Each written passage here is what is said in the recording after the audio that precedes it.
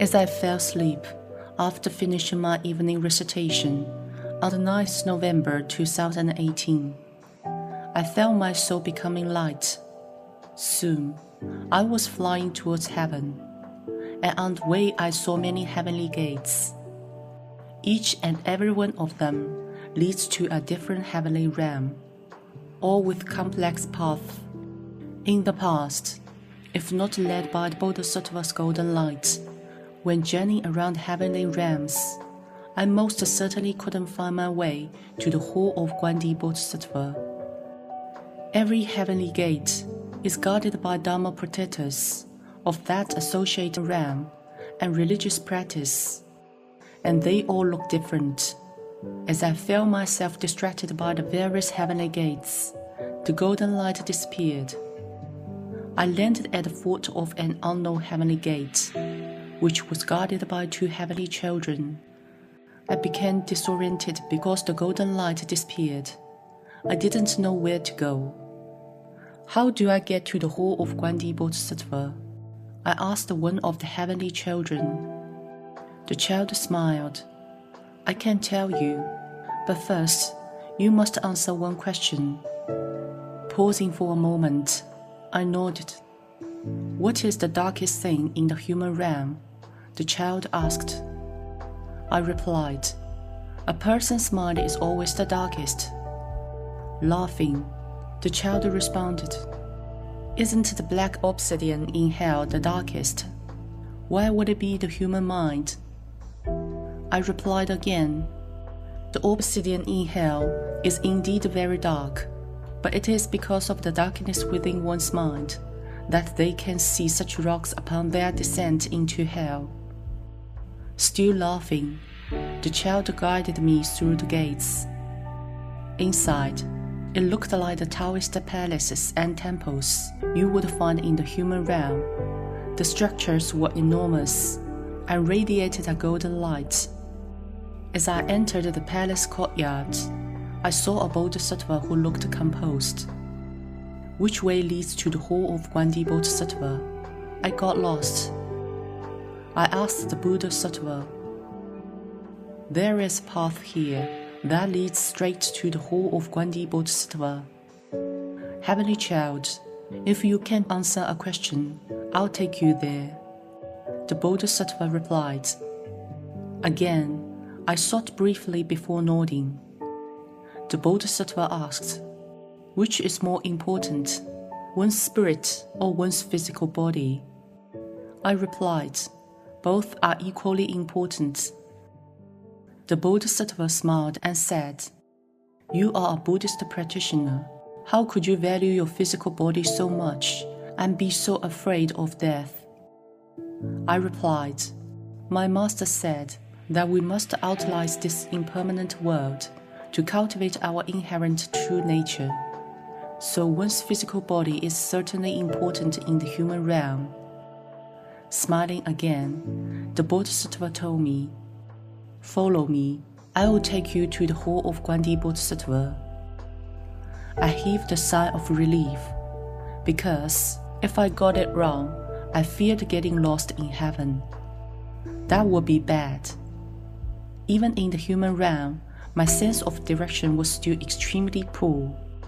I soon arrived at the hall of Guanyinpusa. After receiving permission to enter, I flew inside and saw Guanyinpusa sitting on the main seat. Paying my respect to each of the Bodhisattvas present, I stood quietly to the side and awaited further instructions. Samantabhadra Bodhisattva declared, Buddhist practitioners should focus on acting upon their vows. Since ancient times, all Buddhas and Bodhisattvas have relied upon their practice along the path of Buddhism to attain Buddhahood. Manjushri Bodhisattva added, Buddhists shouldn't focus on benefiting themselves or care only about their families. That is not the way of Mahayana Buddhism.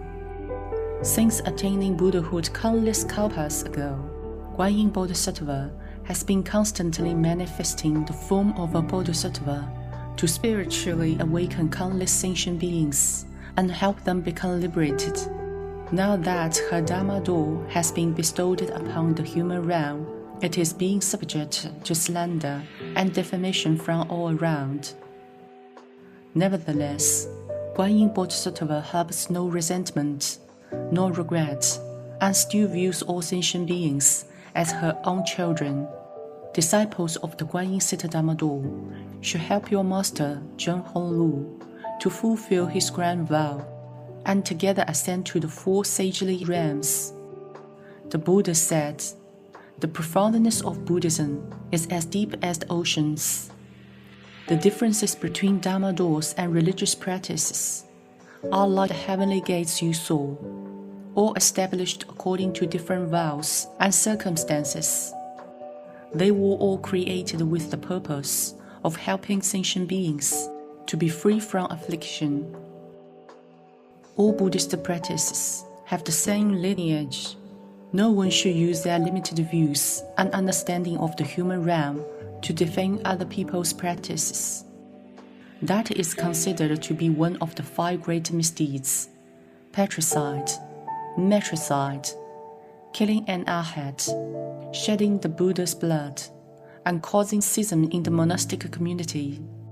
It is also one of the 4 greater prohibitions: deeds of killing, stealing, sexual misconduct, and lying. It is because of Guanyin Bodhisattva's compassion and mercy towards those who are ignorant and create karma that you can visit hell and make your observations known to the public. Tonight, the underworld has permitted you to watch the trial of an offender who is currently undergoing his punishment in the unintermittent hell.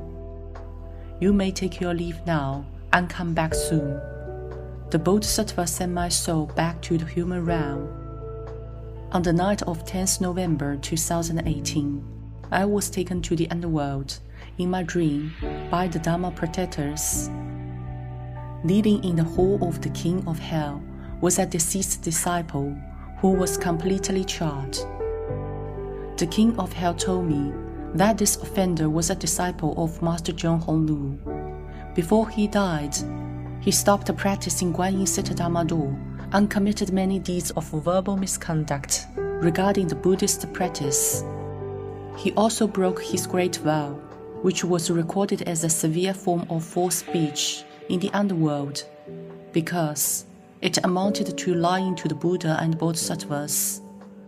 When his health problems first arose, he begged for Guanyin Bodhisattva's help, but it was too late, as he had failed to sincerely repent of his wrongdoings. After he died, he was sent to the unintermittent hell for punishment. Then his soul was brought to the hall. The deceased disciple sent me a thought message. After I underwent the King of Hell's trial, the underworld officers took me to the unintermittent hell. I kept on walking for a very long time before reaching a large dark cavern. When I went inside and walked to the bottom of the cavern, the ground was boiling hot and my feet couldn't stand the heat. But I was forced by the enforcement officers to keep moving forward. The officers all wore boots. Only we offenders were barefoot. I was still wearing the same clothes as I passed away. The enormous cavern was filled with giant black boulders that emitted smoke and embers, spurting sparks suddenly before extinguishing. Inside, there were also many offenders like me. Everyone looked like they were dying. They were all completely charred and writhing in pain on the ground. I was very afraid. The enforcement officers handed me over to the chief enforcement officer, who was in charge of this hell. Like many of the enforcement officers, he was a giant, and his face was dark. They exchanged a few words before the chief officer dragged me to the side of a molten lava stream. I struggled, but I was nowhere near as strong as him. The molten lava stream was bright red. I cried and struggled frantically, but but the enforcement officer pinned me on the ground and pried my mouth open. He took a ladle, scooped a large spoon of lava, and poured it straight into my mouth. It was so painful. The offender couldn't stop crying. He added, "The molten lava instantly burned my mouth, which cracked and bled. When it touched my mouth, the pain was so intense that I fell to the ground, my body twitching and convulsing violently. As the lava gradually smoldered its way down my throat into my chest, stomach, and intestines, the pain stretched out across my entire body. There was not a single spot that was left untouched by the shockingly burning pain. My whole body began to smoke, and I could see blood oozing out of the cracks in my skin as my clothes burned off. Guanyinpusa, I was wrong, and I repent sincerely. Please forgive us for our ignorance and irresponsible speech. I beg that your Buddhist practitioners allow any disciple who has committed wrongdoings to return to the Dharma door to repent and make amends for their wrongdoings. I don't want them to have to descend to hell like me." Constantly weeping, the offender continued, "I beg that you Buddhists can be compassionate and merciful towards these serious offenders. Please forgive them. Think about the karmic consequences waiting for them in hell. They will have to experience so much unbearable pain and suffering. I can't stop wishing that this will be just a nightmare, so there will be a chance I can wake up. But I know that's not true. Please do not descend to hell. When you are here, it's too late for regrets." Signing, the king of hell replied, "Guanyinpusa is merciful and compassionate. Now that this deceased disciple has warned others by sharing his experience, he is spared for his punishment in hell." An enforcement officer pulled the offender back on his feet. Working slowly, amid terrible burns and constant pain, he left, following the officer. Although he committed such a serious offense, I couldn't bear to watch. As the king of hell signaled for me to return to the human world, I was enveloped in rays of golden light.